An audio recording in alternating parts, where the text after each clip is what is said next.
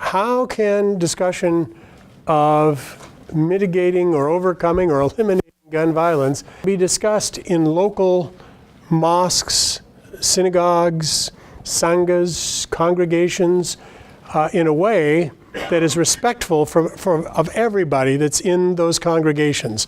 Congregation I served for 23 years was very, very diverse. I mean, there were some people who were NRA members in the congregation, as well as people who were totally pacifist. So how can a religious leader reflect religiously on this issue in a way that enables members of the congregation to make a wise decision around the issue from their particular perspective? My job isn't to tell them how they should act. My job is to give them all of the tools, information to be able to make that decision. Without further ado, I'm going to start interviewing our panelists.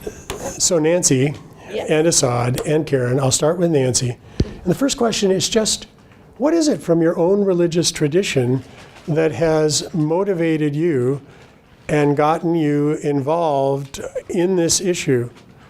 Just tell us a little bit of your own story of getting to where you are and speak about it from your own faith tradition. Well, thank you. Gotta hold that up. I have to hold it up. All right, there you go. I was an advocate and an activist before I was actually ordained. Oh, Margie's here. I was the first executive director of the Religious Coalition for Reproductive Choice of Minnesota. And getting involved in that work in the early 90s is actually where I met pastors and rabbis and priests and nuns who showed me that one not only can be an ordained faith leader and an advocate, but that it's an important prophetic role. And so it was actually that work that inspired me to go to seminary. When I was in seminary, I was part of the original group that started Seek, which was one of the first, the two groups that came together to form Isaiah.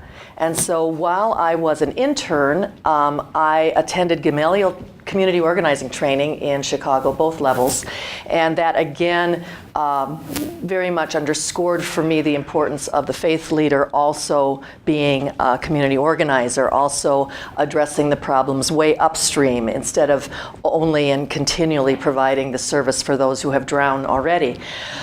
For me, the biggest departure in that actually was when I became the senior pastor at Peace Lutheran Church in Coon Rapids. It's a 2,000 member church in Michelle Bachman's district.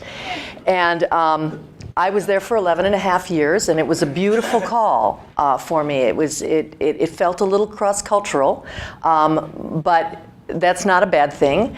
That was one of those congregations, Grant, that you talked about that was extremely, I don't want to say divided politically. We were diverse politically, very diverse. And in the beginning, I started trying to get them involved in Isaiah and being more of that pastor as advocate, and it truly did not work.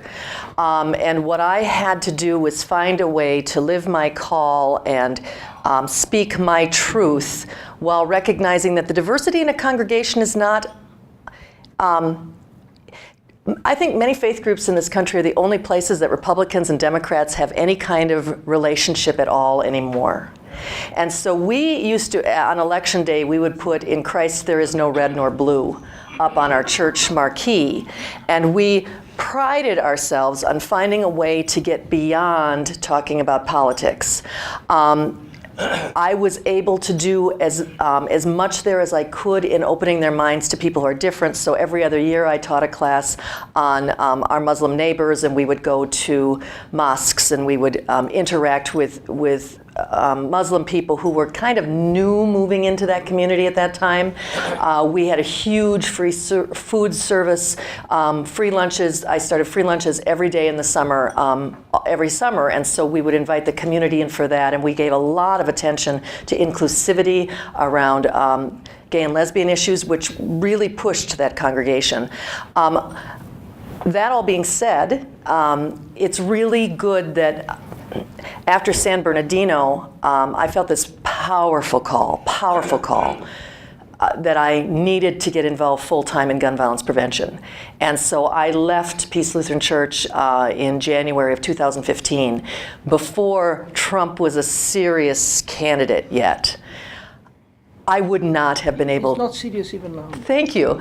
I would not have been able to remain in that call, I think. I would not have been able not to speak, and I think I would have been very disruptive in that congregation. So I'm not trying to say that everybody can say everything. I think you can find a place in your call to do what you can, but every congregation is different.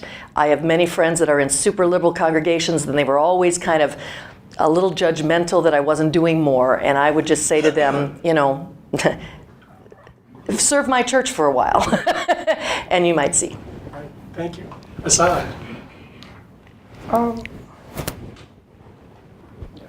Can we have mics here? Let me tell you a personal anecdote totally unrelated to guns. So when my wife and I got married, we did our standard thing. We went and visited every relative that you have to go visit, you know, as a couple. And we went and visited one of my aunts, and she had prepared this dish, dessert kind of thing. And we ate it, and it was tasty. And I remarked to her that it was tasty and that I scented a hint of something unusual in her recipe. I was saying this as a means to compliment her cooking. And she said, "That's right. Can you guess what it is?" She was very excited. So I said, it's orange zest, right? Which is the peel of the orange skin. And she's like, "Yeah, that's exactly right." And then the meeting continued. And at the end of the meeting, or at the end of the event, my aunt said something interesting. She said, "It seems like you are a very good cook, so hopefully you will teach your wife how to cook good things." So I said, "Oh, okay." And then I left. I thought nothing of it. That night, my wife and I had a conversation. And I was like, what's wrong with what she said? She complimented me. What could be wrong there? Right? I mentioned this story to illustrate the concept that sometimes we look at things with a tunnel vision. Right? So the first level of looking at it, I'm not used to thinking in terms of a couple. I'm used to being alone by myself. Somebody complimented me. I thank them for complimenting me. That's the polite thing to do. But see, now I'm part of a marriage, and I have a wife, and how she appears in a conversation should matter to me. Do you see what I'm saying? Yes. And clearly I had not gotten that memo, so I received it that night. Lesson one. So the reason I'm telling you this story is for us to understand this concept, because we are oftentimes in this gun debate, we are stuck looking at it from a particular perspective. So let me show to you a perspective. So how many of you have watched the movie Independence Day, or the 4th of July movie, the one with the Will, you know, and then the aliens come and they blow up the White House, right? It's an amazing movie. I mean, we're the freedom fighters, we're defending our land, and we have all these guns, and you know, the human ingenuity saves the day, right? And part of the understated or the hidden messaging.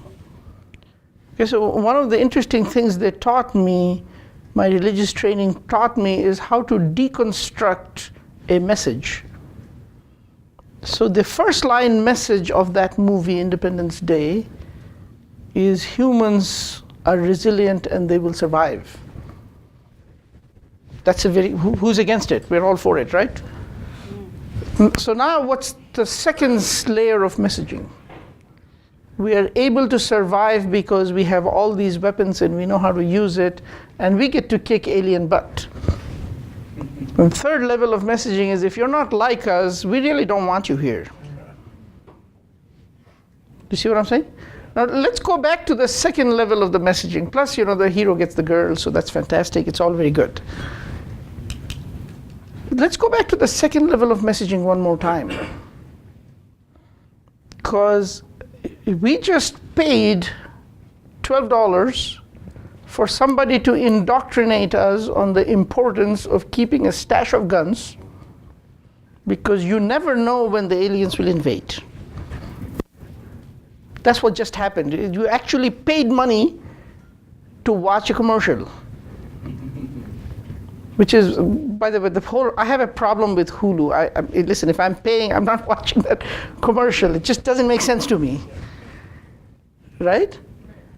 So now this messaging is the problem. See, the underlying theory is we are freedom-loving people. How many are against this statement? Everybody is okay with that? We are freedom-loving people. And by God, we will defend our freedom if somebody tries to make us unfree. Third piece of that message, and darn it, I need an entire arsenal to do so. Right? And people, by the way, the average human being has not been trained on how to deconstruct an argument. So look, you said some very beautiful things, but you said, 1, 2, 3, 4, 5, 6, 7, 8, 9, 10. And 8 of those 10 are good. I agree with them. But just these two, the number 3 and number 7 are a problem. Explain to me how you went to that. So that conversation is not happening. Like, nobody here would stand up and say, we are against freedom. I mean, who's against freedom? Right?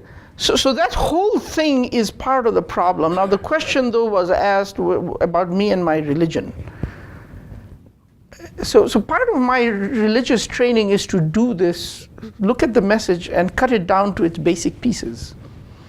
And ask the question, well, where do I stand on that? So there's a very interesting verse in the Quran that connects back to previous religious traditions. So God mentions in the Quran a verse that says, "Min ajli dhalika katabna ala bani Israel." From long before this, we had commanded on the children of Israel, "Annahu man qatala an-nafs."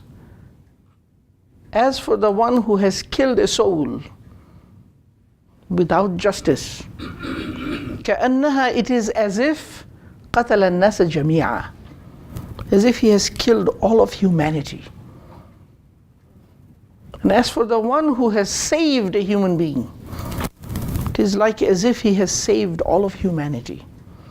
So God mentions this in the Quran because in the Quranic viewpoint, the Torah that was given to Moses, and the book, the Injil, the Evangelicum that was given to Jesus, and the Quran that is given to Muhammad come from the same God. So God is saying, listen, I'm not just telling you Muslims you can't kill. This is consistent with what I have been telling all along. That's why he says, "Min ajli dhalik," from long, long before this, it was even decreed upon the children of Israel, you don't get to murder. It's not okay.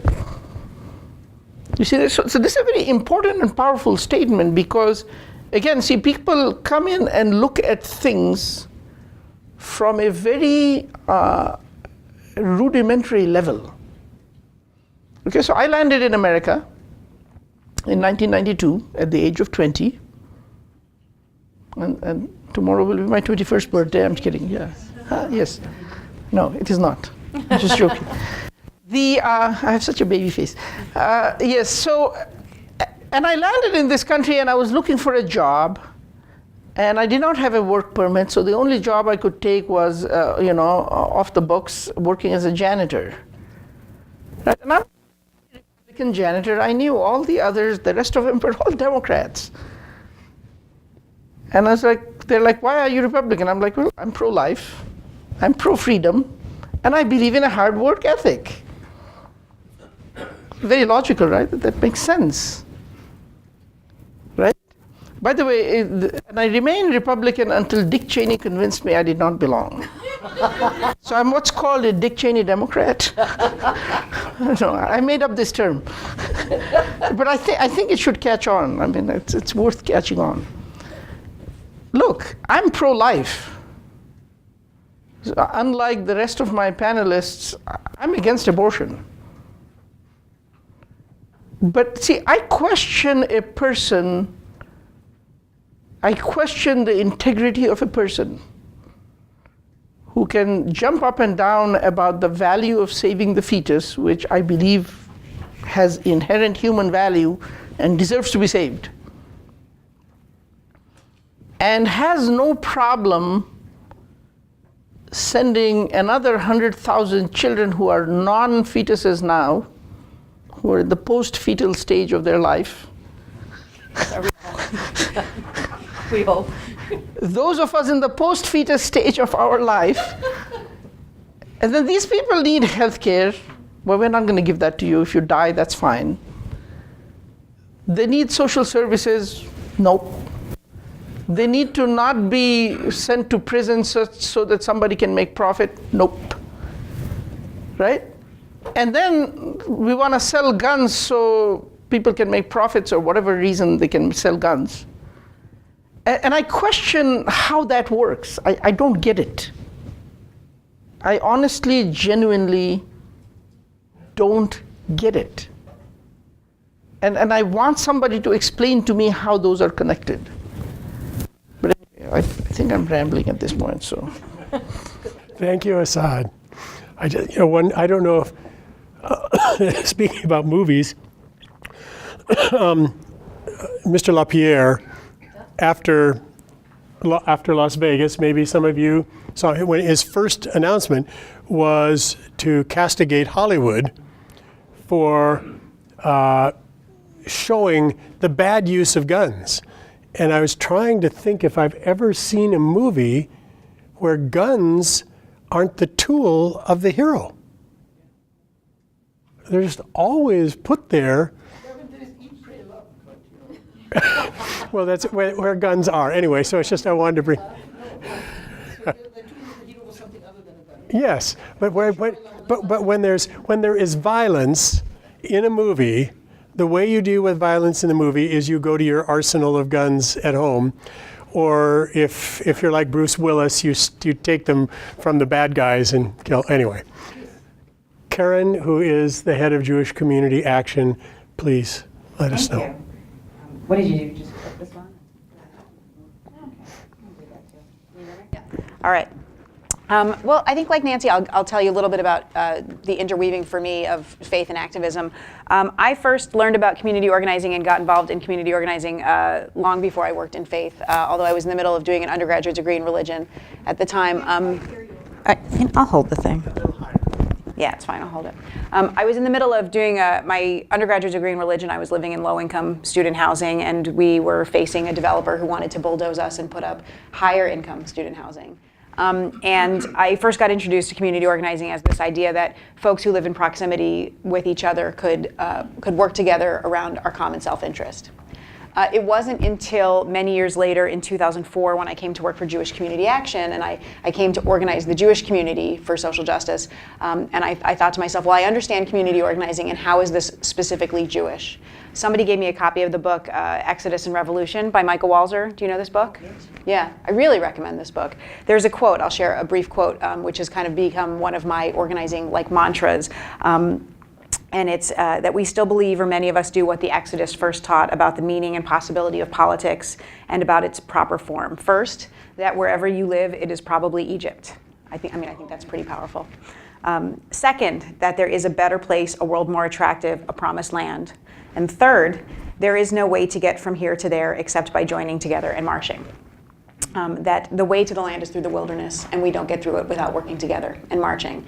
And to me, as a Jewish organizer, that's a really powerful framing. That's one of our most important stories, and it's the story of our liberation. And I organize Jews because I have an understanding that our birthright is to repair a broken world. That the world was broken before we got here, and it's not our job to finish it, but it is our job to work on it, and we're not supposed to stop. And to do that, to work to heal a world in a world that is often very hostile and dangerous for us as a people. That it's still our commitment to do the work to make the world better, even though the world is sometimes not not on our side, and that refusing to exist is kind of our sweet spot, and that we refusing to stop existing is kind of our sweet spot, and that we only make it through from here to there by working collectively and working together. And so that's been a really important framing for why I organize Jews for Racial and Economic Justice.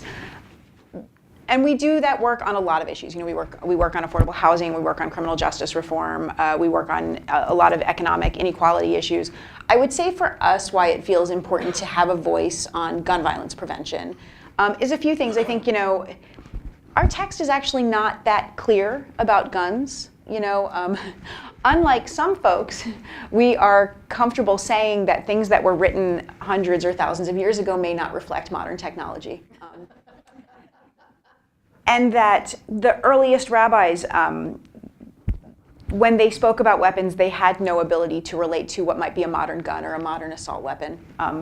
And so we can't actually draw directly from our text to address this, and we have to instead collect ideas and ethical and moral positions instead.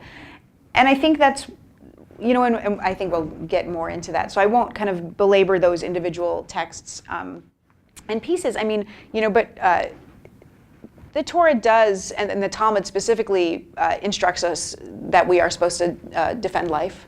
That if a life is in danger, that self-defense is the priority. But I think about the way that, for example, self-defense. I mean, there's all these.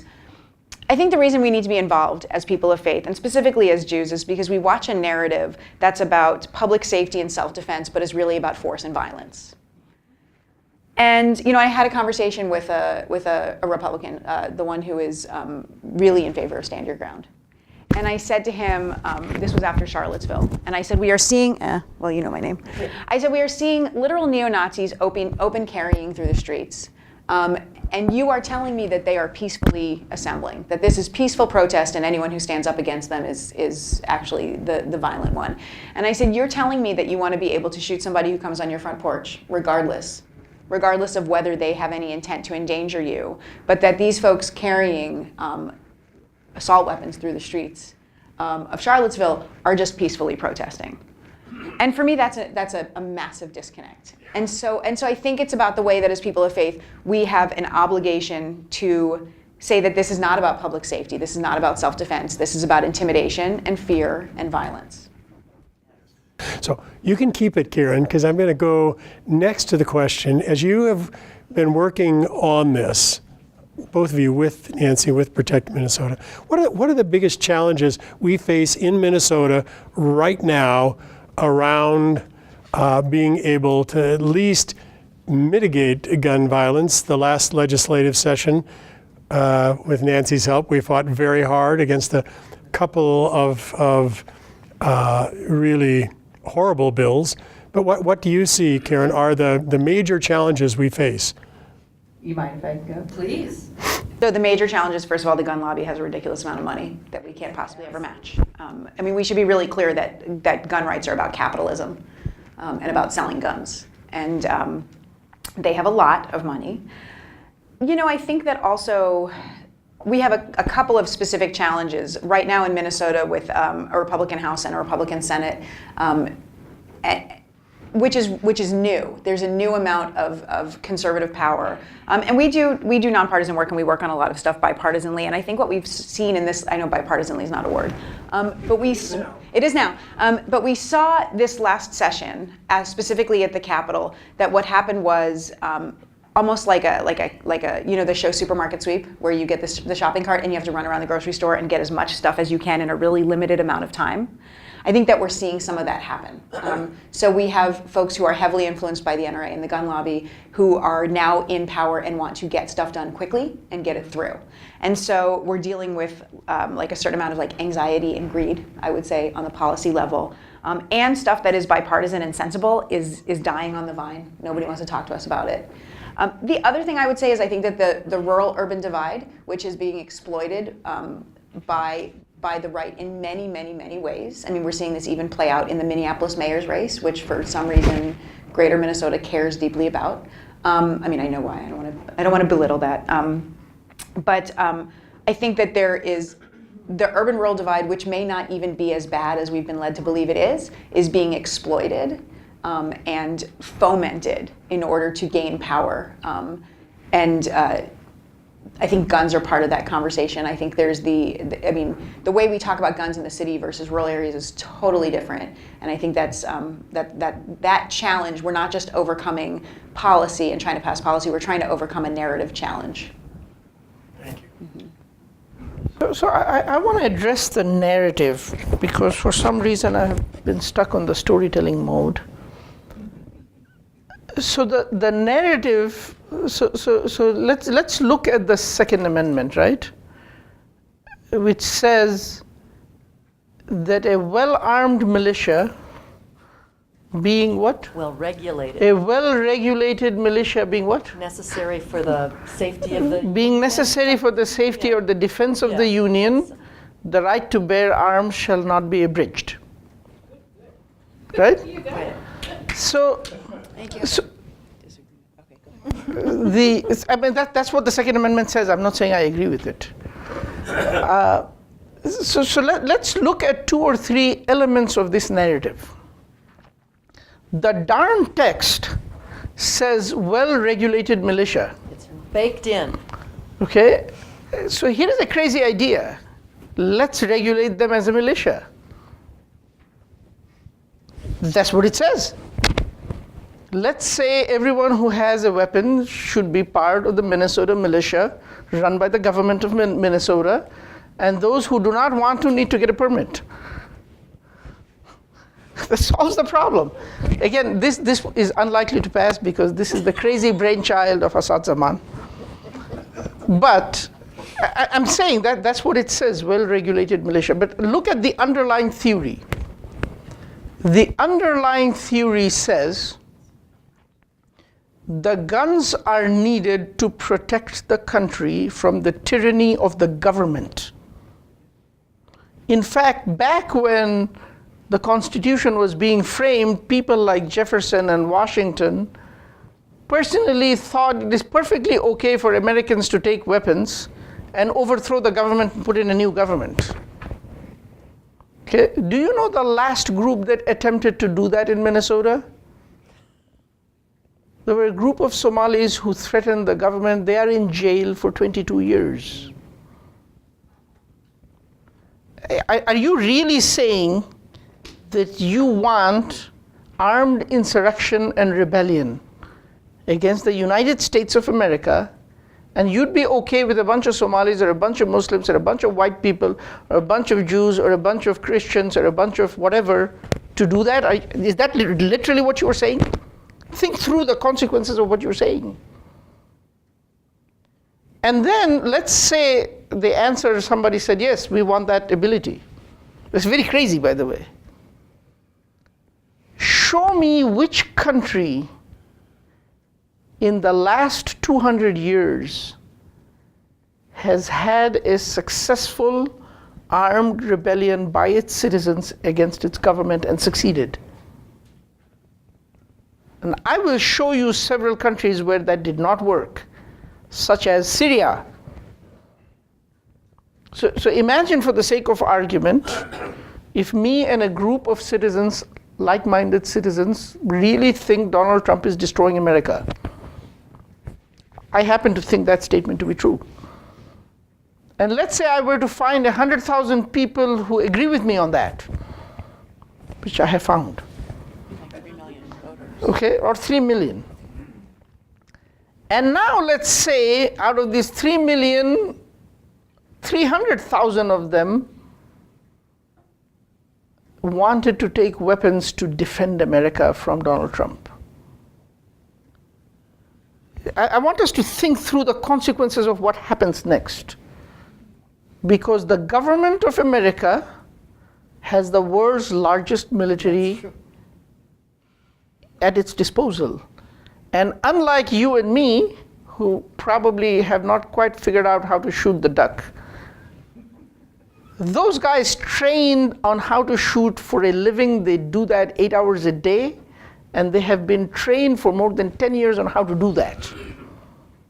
So what happens when a group of 100,000 people take up weapons against the United States government? Who wins? It's not the people. Do you see what I'm saying? So I had this conversation with a bunch of Egyptian students in Minnesota. When their government was taken over, their democracy was thwarted and there was a coup. And one of them made a Facebook post that said, we should go take weapons and defend our country. And when I read this Facebook post, I'm like, dude, we gotta have a meeting. So I called this guy in, and I'm saying, walk through the consequences of what you have said. Take it to its logical conclusion. Do you want your country, Egypt, to become like Syria? Yes, no. So, no, I don't. Well, how many of you want your country, America, to become like Syria? Anyone here? Okay, you don't want that. I don't want to be living in a war zone. So what is the consequence of saying, I don't like the president, therefore we should take weapons? Think through what you're saying, man. What kind of nonsense is this? Stop this childish behavior. You are a PhD student, knock it off. And much to his credit, he knocked it off. Now, I would like to have that conversation with some of these NRA types. Where are their priests and why are they not saying those things to them? What the heck are you thinking? I don't understand how this makes sense.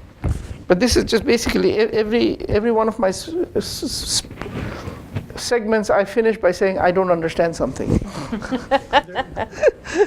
There is one thing, Nancy, before you say it, some of you may know it too. You know Mahmoud El-Kati, the African-American historian. One of the things he points out about the Second Amendment that I find very interesting, do you know that the successful slave revolt in Haiti happened in 1791? And the US government didn't want a standing army because they'd had the experience of the British forcing themselves on people and having to be housed and stuff. So part of the reason for the Second Amendment and the militia is to protect people from a potential revolt of African American slaves and, out on the frontier, American Indians. Well, that's why we got the Second Amendment. It was actually all the amendments are compromises between the various colonies and early states. And the Second Amendment was a compromise with particularly Virginia, because Virginia controlled slave insurrections with militias. So whenever you read militia in the Constitution, they're talking about actually a citizens group that was there to keep people enslaved. That all being said, and all this wonderful stuff we've heard here, talking about the Second Amendment is a complete and total red herring and waste of time in this discussion, even though I love listening to every single word that the Imam says. We've given the keys to the car of this debate to 13-year-old boys, okay? And we've let them drive us off a cliff. The NRA represents 1.8% of Americans. 1.8% of Americans espouse their extreme view. It's not even 1 out of 10 hunters in America belong to the NRA. So we have allowed this tiny, tiny group of very extreme Americans to create this narrative for us that says that the Second Amendment cannot be infringed. If you were to read the Heller decision, the 2008 Heller decision, written by Antonin Scalia, who, and I love to say this even though I'm sure it makes me look bad when they tape my videos and show it back, he probably wrote it while holding his AK-47 to his bosom. He was a gun guy, right? But he was also a constitutional scholar. And he wrote, the right secured in the Second Amendment, like all rights, is not unlimited. The right secured by the Second Amendment, like all rights, is not unlimited. We have freedom of religion in this country. We love our First Amendment, but I cannot wear a burqa in my driver's license photo, can I? Think about this. Think about Muslim women who choose to wear a burqa. Actually, you can. In Minnesota, I don't believe you can. Yes, Can you cover your face? Yes, you can. Well, you can. It's culturally you. Well, I get that, but I looked it up. Okay, I'm wrong. But in many things, I'm right. For instance, In most things you are. if I'm a white supremacist and I believe part of my faith conviction is that white people are superior, I still can't go and burn a cross on Carin's yard.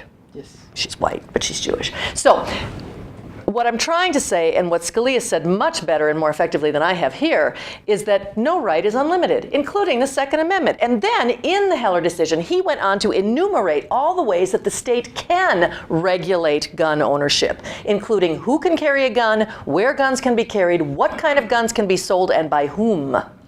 Folks, that's all anybody wants to do, right? Yeah. So we have given, every time you allow yourself to get pulled into a discussion of what's a militia, or what was it written for, or what does it, what the power of the Second Amendment, you are allowing yourself to be pulled off of the issue that 33,000 people or more are going to die of gunfire this year, that 117,000 Americans are going to be shot this year, and we're busy arguing about what a well-regulated militia is, as opposed to saying we have been given the right to regulate these lethal weapons. So let's do it.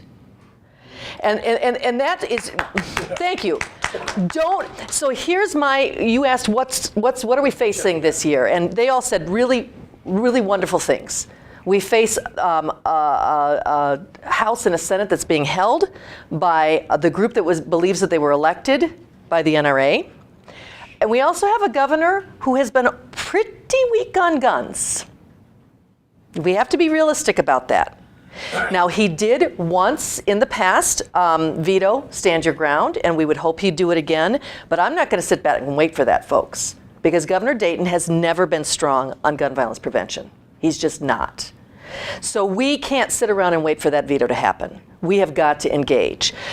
We have heard that we have to be mindful about the incredible wealth of the gun lobby, and that is true. One of my staff members went to a fundraiser for Friends of the NRA in Lakeville in June.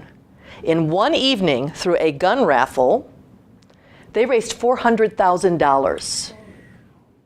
My whole annual budget, if I'm really successful in fundraising this year, will be $250,000. For a full year, and I probably won't make that, and I might be looking at cutoffs, and they're raising $400,000 in one night.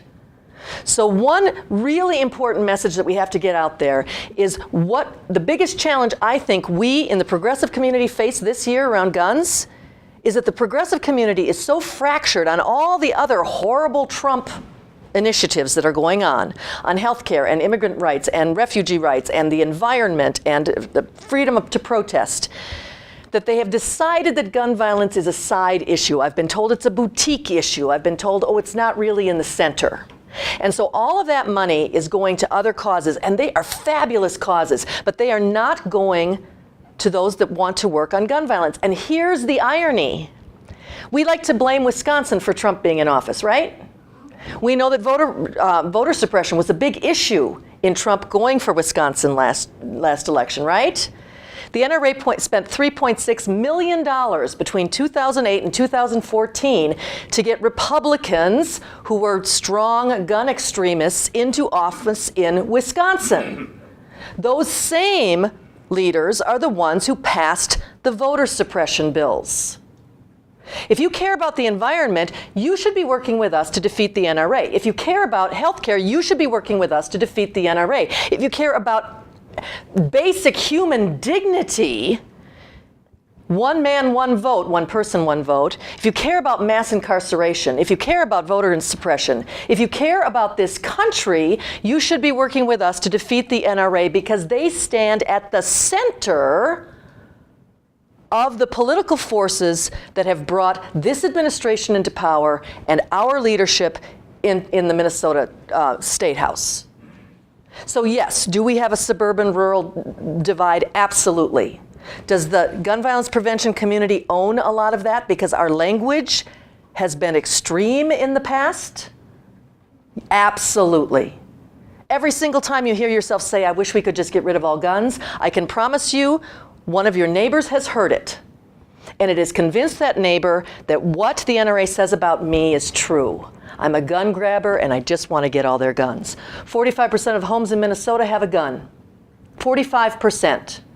So when we act like we think all guns are the worst thing in the world, for one, it's disingenuous. The vast majority of gun owners are responsible. They're happy to have background checks. They'd like us to have more regulation. Am I right there? Yes, I got the congregations agreeing. We paint them all with the same brush as being members of the NRA, as being extremists, and they say, well, I guess I can't support Protect Minnesota then, because they just want to take my guns. We have to grow up. I loved the fact that you talked to the PhD student and you said you have to grow up. Progressives have to grow up on this subject. We've got to recognize the power of the gun lobby. We have to recognize that they can put their messages into gun owners' ears every day of the week through their training programs, through their discounts on ammo, through their trap and skeet programs in the schools. So we had better start really paying attention to our messaging. We'd better stop treating all gun owners as if they're alike. We'd better start using language that recognizes the fact that the Second Amendment gives us the right to regulate gun violence, and we need to start the conversation there. Wow. I like that. Okay, we're all ready to go out and march? Yes. Can I say something about that? Please. Please, all right. So Protect Minnesota is getting ready for the 2018 legislative session. There were 4 bad bills last year, 2 permitless carry bills. You should all boo and hiss when you hear this. One of them literally would have changed the definition of public spaces so that everywhere that right now it's legal to ban a gun at non-residential, non-business private property, they moved that description into the part of the bill that says what is public places where you can carry a gun. Would open all schools, all government units, all, including like courthouses and jails if you took it. I mean, the way it's written, would open mosques, synagogues, Jewish community centers, churches, daycares, all college campuses, public and private. We blocked that one last year. That is the not extreme permitless carry bill. The other one would keep the state from in any way restricting anything any Minnesota citizen can do with a gun. And for good measure, throws in self-defense devices like tasers. Because isn't it just a problem every day that you don't have a taser? Right? Think of how you could get through that grocery store line more quickly. So those are 2 permitless carry bills. We blocked them last year, but the one that would open schools got a hearing, went a ways through. Then there's a lifetime permit to carry bill that says once you've passed your background check once, somehow you're never going to change. I care for my 92 and 93-year-old parents. If my mother had a gun right now, it would be really bad because she's a biter. Okay? That one didn't get any press last year at all. That's the one we think they're really going to try to sleep her in this year. And then there's everybody's favorite stand your ground, which says that if a woman wearing a hijab scares me, I can shoot her.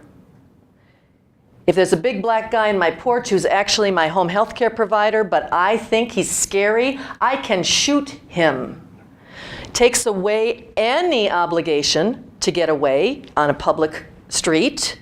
I'm terrified of guys in blue cable net sweaters and he's on my side of the sidewalk. I don't even have to change the side of the street. All I have to do is convince the world that I was afraid of him. So we've got to be there and we've got to stop this. We're going to do this on February 22nd. We're going to pull every stop out for our We Stand Against Stand Your Ground and will not permit permitless carry rally at the Capitol. We're going to try to get the largest coalition of reasonable groups that we possibly can engaged on that. If you want to be part of the planning of that, if you want to be helpful in that, if you want information about that, please become a member of Protect Minnesota. Join the Interfaith Alliance for Gun Safety. You can grab one of these that tells you how to do it. We're having an Interfaith Alliance to Prevent Gun Violence, or Interfaith Alliance for Gun Safety event on December 14th. Which will be a coalition building event. It's on the anniversary of Sandy Hook. It's part of a national network of events that memorialize all gun violence victims. And please sign up, get on our mailing list so that we can tell you what's going on. Because this is the legislative session that they need to convince the gun guys that it was worth voting for them. Last year, the Senate leadership helped us. They didn't even allow any hearings. This year, they know they're going into another election. They know they're going to be primaries. And the gun lobby has the power of the primary. And so we have got to be strong from the very beginning. There, I'm sorry, I've lectured. No, don't stop. So are the organizations like Protect Minnesota coming together with a common voice so we can't be divided and conquered? You know, there are so many. Here's my issue with that statement. there are so many wonderful advocacy organizations around hunger. We don't expect there to be just one, do we?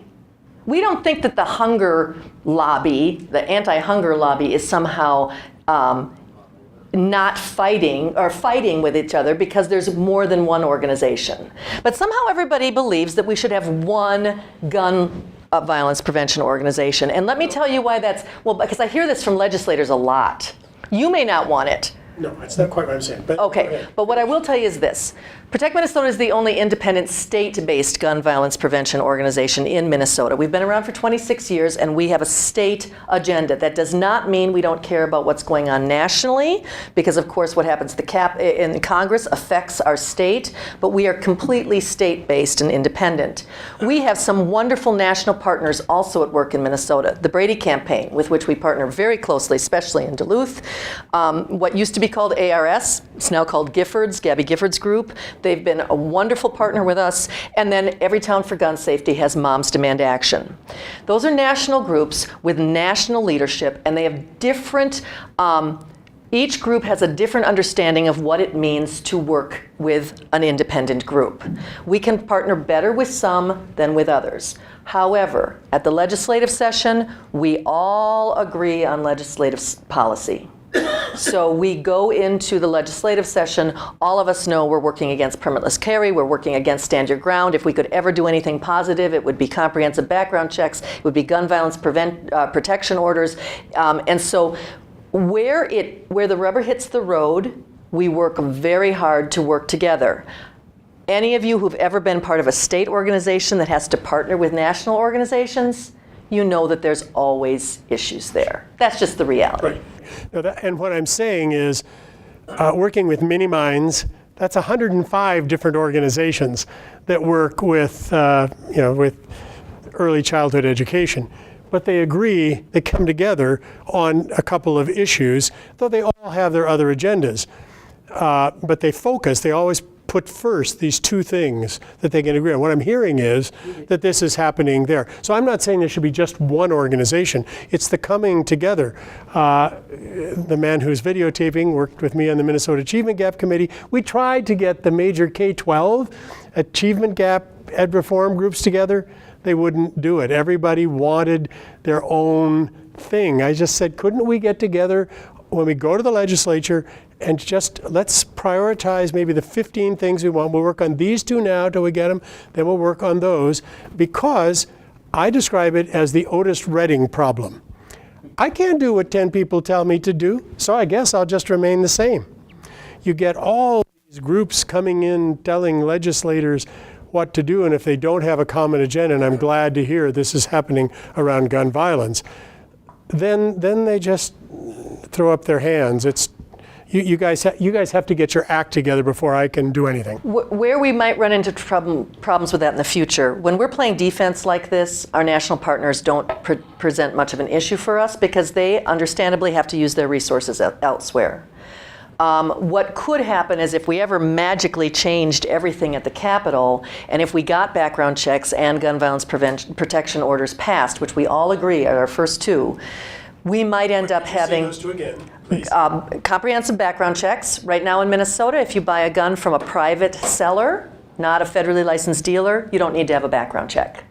And there's no waiting period if you buy through a private seller as well. So we're trying to close that loophole. Also, we're trying to pass something called gun violence protection orders. Other states call these red flag laws or lethal risk laws. It would enable families and law enforcement to go to a civil, not criminal court, and have guns temporarily removed from individuals who by their behavior have shown that they represent a threat to themselves or others. The states that have passed this have seen that it particularly affects suicides, but it also could have a mitigating effect on mass shootings. Usually there are red flags for people who are involved in mass shootings. So we're trying to pass both those bills in Minnesota. Right now we can't even get a hearing on either of them. Once we get that done, I cannot promise all the groups would always have the same agendas moving forward after that, but that's a lot of wins from now. You know? Can I throw out a couple of ideas? There was an idea that I had mentioned to Nancy So look, the point is the power of the gun lobby is real. They are one of the most well-armed lobbies or well-funded or and armed lobbies. They are the most well-armed lobby in America. And they have the power of the primary, as you mentioned. Not every Republican legislator actually believes in their kooky stuff, but they go along with it because that is the path of least resistance from their perspective. So imagine if there's a Republican legislator who has been funded by the NRA and now says, listen, that's too kooky, I'm not for it. This legislator, he or she can expect to be primaried. So it is easier to just say no to the liberals and the progressives and the Democrats who come screaming at him. He's like, yeah, you won't vote for me anyway, so I don't care. To look at it from that person's perspective. What we have to do is we have to raise the cost of the kookiness. So we have to attach a price to it. And the way you raise the price to it, we raise the cost to it, is we have to do things in their district. We have to bring the average voter in that legislator's district to have a forum on A, B, C, but one of them has to be gun violence. So it doesn't have to be only on gun violence. It can be about other things. But gun violence has to be front and center about it. And by this I mean the outer ring suburbs, where we can have the most influence. So you have the core two inner cities, and then you have the first ring suburbs, which are predominantly Democrat.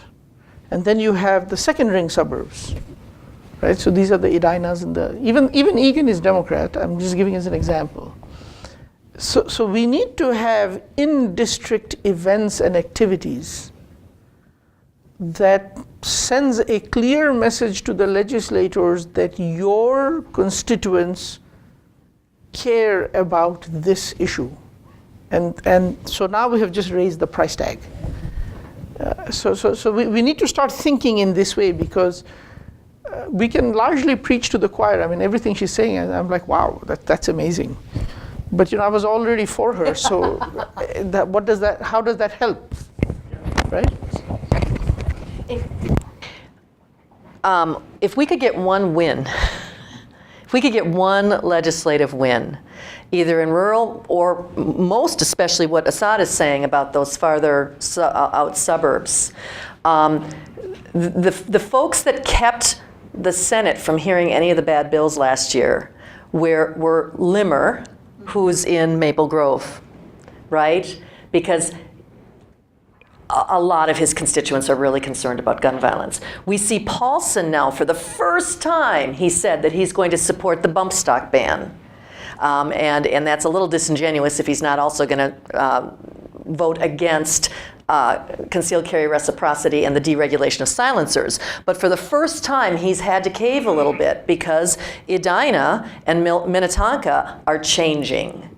And so we need to be strategic, and that's one reason I love having people like this at the table with me, because what do I know? I'm a pastor. These people know more about political organizing, which is what we're really going to need to start doing. We need to start saying we're going to put a target on this district, and we're going to show that we did something, and that will make us much more powerful at the Capitol. So that's what I'm hearing is, because you don't have a lot of money, takes a lot of volunteers. You're saying one victory would be good. Could you pick like just 3 legislators or even 2 that you really want to focus on to get those wins that might be the tipping point? And I want to point this out, that by definition, those events are not going to be at convenient locations. They're not going to be in Minneapolis and St. Paul. Every legislator in Minneapolis and St. Paul is already voting the way we want them to vote on this issue. So we have to go to either Elk River or Maple Grove or Rosemount or Waconia. Yeah, Waconia or so and Burnsville, and the people are going to have to agree that I am, if I live in Inver Grove Heights, that I have to agree that going from Inver Grove Heights to Maple Grove for an event is worthy of my time, because the legislator who has the ability to prevent the kookiness from getting a hearing needs to see things in his district. And then we have to go convince, see, half of us can be from out of district.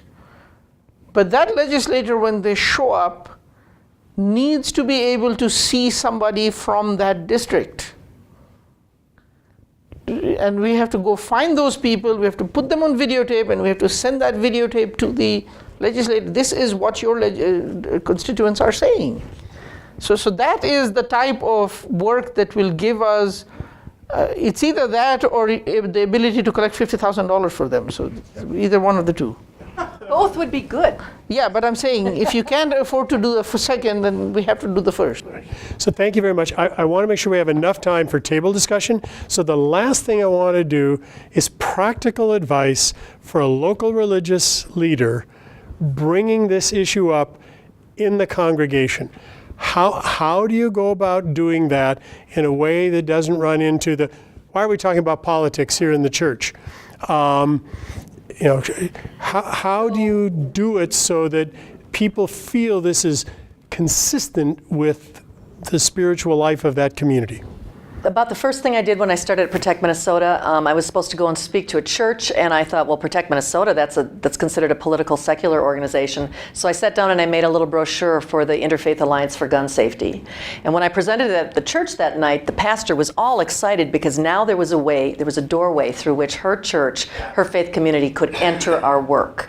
That's actually what got me called into this role. When I left the Minneapolis Area Synod, I was told I had to go on leave from call, which as a pastor just killed me. And then once I started this little Interfaith Alliance for Gun Safety, now the St. Paul bishop is telling me, oh, we can call you into that role.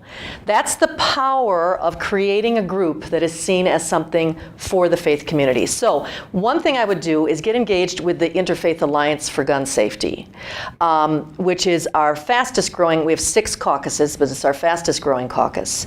On December 14th, we're having this event that will be designed for faith leaders who want to bring a handful of people from their faith community to come and learn about coalition building and hear about the issue to hopefully engage a larger group. The pastor or priest or imam can't be out there alone on this.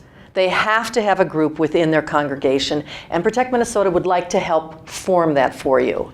The other thing that we're doing is on our website, www.protectmn.org, there's resources, and we have a number of resources for faith communities up there, but not nearly enough. We're taking this very seriously. We're going to be creating an interfaith adult education series with Lutheran Social Service. That we then will make available, and one chapter will be done. You guys don't know this, but you'll each be doing one chapter, and or a rabbi, and it will be a resource that if pastors want to start talking about this, or priests or rabbis want to start talking about this in their faith group, they have a resource right there. So ask us for what you need, because that's our job. Thank you. I mean, this comes up a lot. We don't want to talk about something because it's too political. And I guess, and guns are special because it's super complicated. I think one of the things that we should be doing is not going into this conversation demonizing everyone who owns guns. The way that you raised your hand, many people would be afraid to do that. We need to make that not the case. If we're going to have realistic, common sense conversations, then we have to welcome folks to those conversations. My congressman, Keith Ellison, probably represents some folks in this room, is recognized as one of the most progressive leaders in our country, and he will openly talk about the fact that he is a hunter who owns guns and wants better safety-oriented gun regulations, and that you can be both of those things. And so making sure that there's space for everyone to be heard and seen in the conversation without just demonizing everyone. We're doing that all the time. We're all in our silos, and those people over there. And honestly, if we would just create space where we can know each other, that would be helpful. And then the other thing I would say is that, now this is a time, and I'm a transplant to Minnesota, and I know that I'm married into a big southern Minnesotan family, though. And I know that we don't like to talk about things that are complicated sometimes. We must. You know, this is a moment where life has become very complicated. We are very polarized. The only way we're going to get through this is by being in real relationship with one another. And real relationship means that we stay in a conversation even when it's complicated. So I think that there's a way that we can, in our faith communities, model having complicated conversations as a tool, as a muscle we need to strengthen. And I think that this is an issue that has racial justice implications, it has domestic violence implications, it touches a lot of very human, important social issues, and I think we should not shy away from it just because it's complicated. Thank you, Carin. I find the best way of discussing this issue and several other complicated, very, very complicated issues is by making it non-technical. So do you want a 3-day waiting period, a 4-day waiting period? What about, this is very complicated stuff. But instead, I want to talk about the human and the spiritual values. And I find it best or easiest to talk about, well, so-and-so has been shot. And let's talk through what are the consequences. So that to me is a human story. It's not a technical jargon. It's not, policy wonk stuff, right? So because the average human being can't deal with that, in my experience. So I like talking about personal or human stories and or spiritual values. So as Muslims, we are supposed to be on the side that saves lives. Okay, it's a very simple thing. I mean, there are all these experts are going to talk about the complicated stuff. And definitely, like, she's out there spouting statistics, and the only statistic I know is like 78.2% of all stats are made up on the spot. No, kidding. I don't know these stats. And I don't think that's what they're expecting from me. That's why you have experts. I think for us, those of us who are in the faith space, we need to be talking about spiritual values or religious values or moral values and human values. Thank you. Yes, so, I know one of the things that, when you propose something, you always are supposed to think about the unintended consequences. And my dad had a gun. He was in the Navy in World War II. He just had his gun from the Navy. We knew where it was. But people who really care about guns, we have to be concerned about, in a sense, the value of life and public safety. There are horrible unintended consequences from this. Unless you can find ways to keep guns from people who who might be in such a state that they might actually impulsively end their lives, or somebody like this gentleman in Las Vegas who, for some reason, goes off of the deep end. I don't think you should call him gentle. He was not gentle, but anyway, he was a man. This man who went off, and so there are all these unintended consequences. And I try to say to people who are in my hunters, people who have guns, what can we do to protect human life, all the rest of us, from these unintended actions? And I think you said in the piece on the Protect Minnesota website that you had to do funerals for people who had committed suicide. 6 gun funerals. Oh my God. 5 were suicides, which is about exactly proportionate to 3/4 to 4/5 of gun deaths in our state are suicides, happening disproportionately in white rural Minnesota.